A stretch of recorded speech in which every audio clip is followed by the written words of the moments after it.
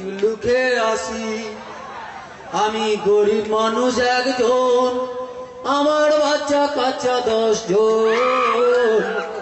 আমি গরিব মানুষ একজন, অনেক দুঃখীতে দুঃখী। আমার 10টা টাকা দাও, ওই টানটুকি আছে। একদম চুপ। কেন? এদিকে বলছে বলছে 10টা টাকা দাও, মানে ভিক্ষে চাইছে। সেদিকে বলছে গরিব মানুষ। তাহলে যদি গরিব মানুষ, তাহলে 10 জন বাচ্চা কাচ্চা কেন? দেখুন একটা কথা বলি, আপনারা বড় লোক, আপনাদের সবকিছু প্ল্যান করে হয়। আজকে একটা বাচ্চা হলো, আবার 10 বছর পরে হবে। আমরা গরিব মানুষ, আমাদের কোনো প্ল্যান টেন নেই। লাইট নিউল প্ল্যান শুরু।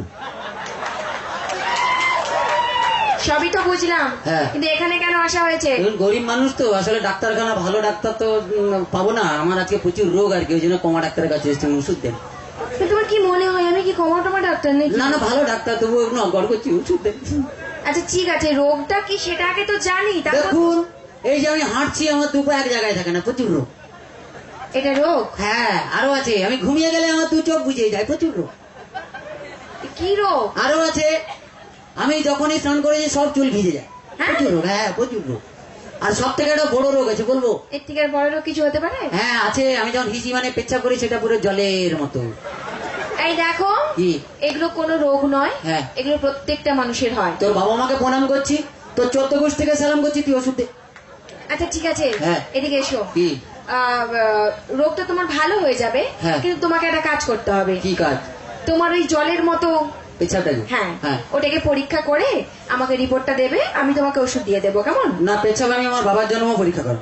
কেন? মাথা খারাপ, পেচ্ছাপ আমি পরীক্ষা করো। আচ্ছা এরকম ভাবে ঘুরলে হবে না, বললে হবে, কেন করাবে না? পরশুদিন আমার বইয়ের রক্ত পরীক্ষা করতে গেছিল। তাহলে তোমার কি? আমার বইয়ের হাত কেটে রক্ত নিয়েছে। আচ্ছা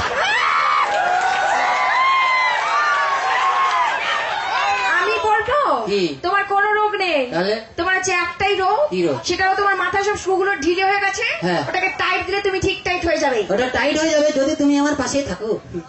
তোমার পাশে আমি থাকবো না। কারণ কি হয়েছে? কারণ আমি অন্য একজনের কথা দিয়েছি তার পাশে থাকবো বলে। তাতে কি হয়েছে? মেয়েরা তো ভাড়ার ঘর, মানে স্টোর রুম, মানে ওখানে সবসময় জমা হয়, এখানে শেষ হয় না।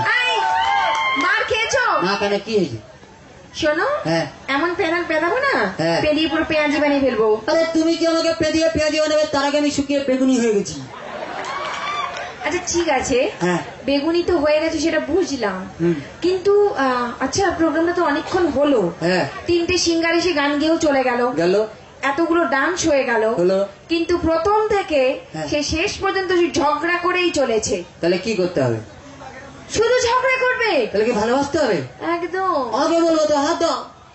আজকে রাতে সুশপথ করি, তোর গলা আমি টিপে ধরি, তুই মরে যা, তুই মরে যা। এটা ভালোবাসা? আমাদের কাছে ভালোবাসা মুরগি বসা দুটোই সমান জিনিস।